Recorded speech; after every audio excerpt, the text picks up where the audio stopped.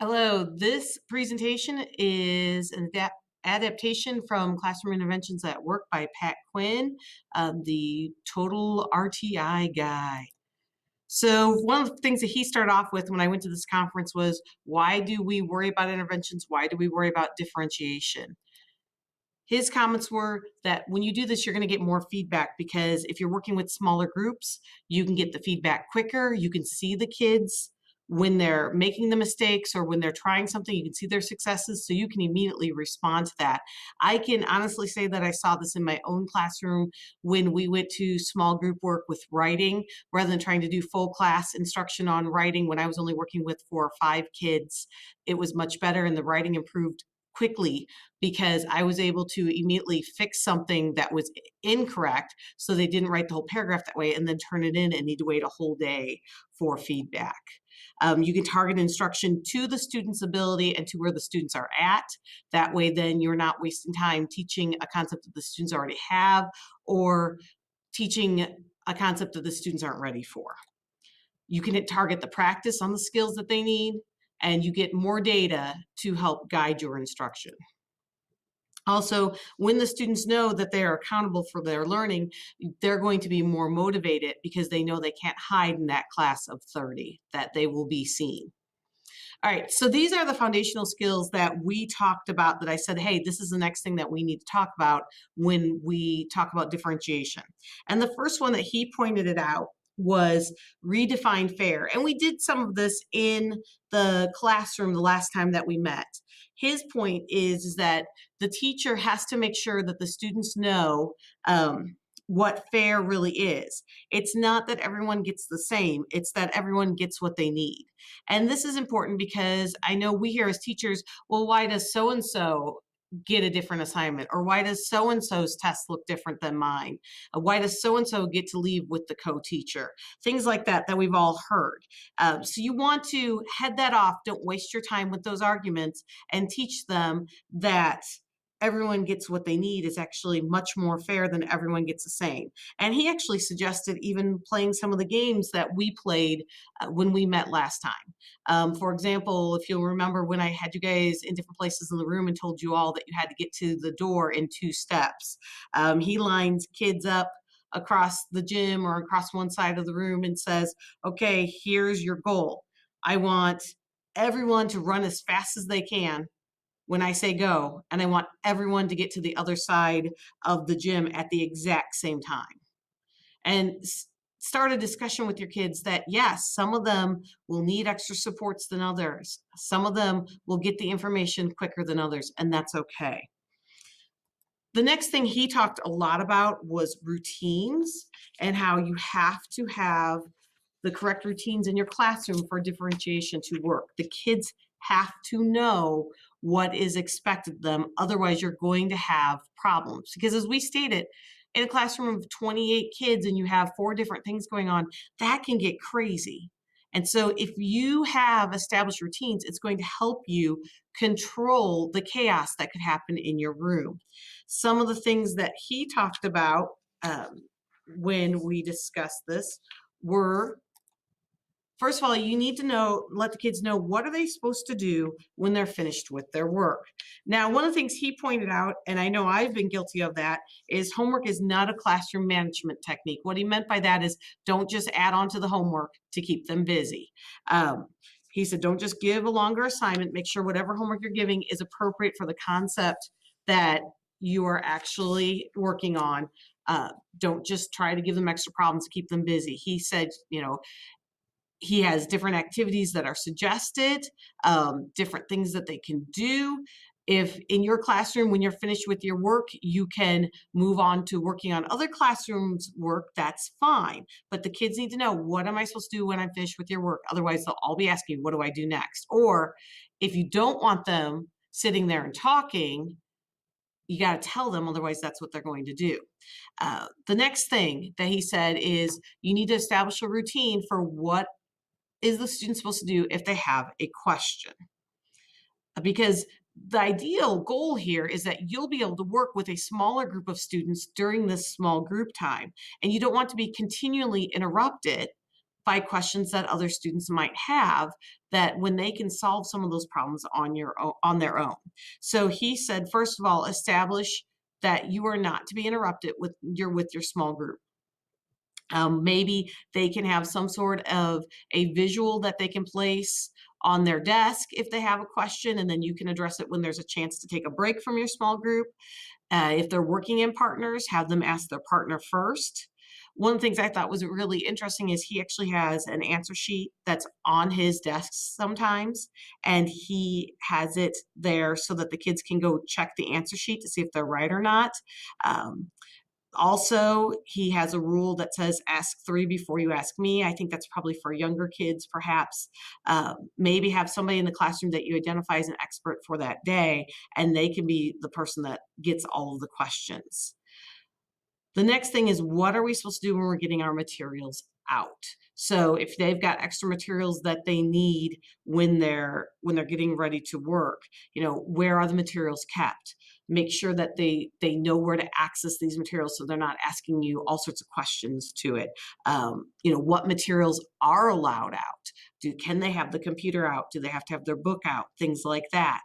And then when they're cleaning up at the end, what do I do then? What do I have to move my desk back to the right place? Do I have to put things away? So just be very clear on those kind of routines, and that will help you move from one event to another. So we've done Redefine Fair. We've talked about routines. The next thing he talked about was practice versus product, and being very clear about the difference between practice versus product. And he asked the question, what is the purpose of your practice? His point was this, is the only way that students learn is through constant feedback. But feedback doesn't have to be a grade. You cannot possibly grade everything a student does for practice, but you have to give them feedback on that practice. So I know I always felt compelled to put grades on things because I felt like kids wouldn't take it seriously. But if we start moving away from this idea of everything has to be a grade, I think it'll help. Now, in my math department, which are the people I'm talking to right now, I think you guys kind of have a handle on this because you do a lot of, I'm not going to grade this if it's right or wrong. I just want you to do it kind of grading. He talked about some things that you can do that's feedback, peer review, having each group go up to a whiteboard and show their work so that you can see the different answers. Maybe putting it into a Google form so that you can get back right away who is doing what right. So there's a lot of different ways that we can do that, but you need to be thinking about there needs to be a purpose for your practice, and there should be feedback on that.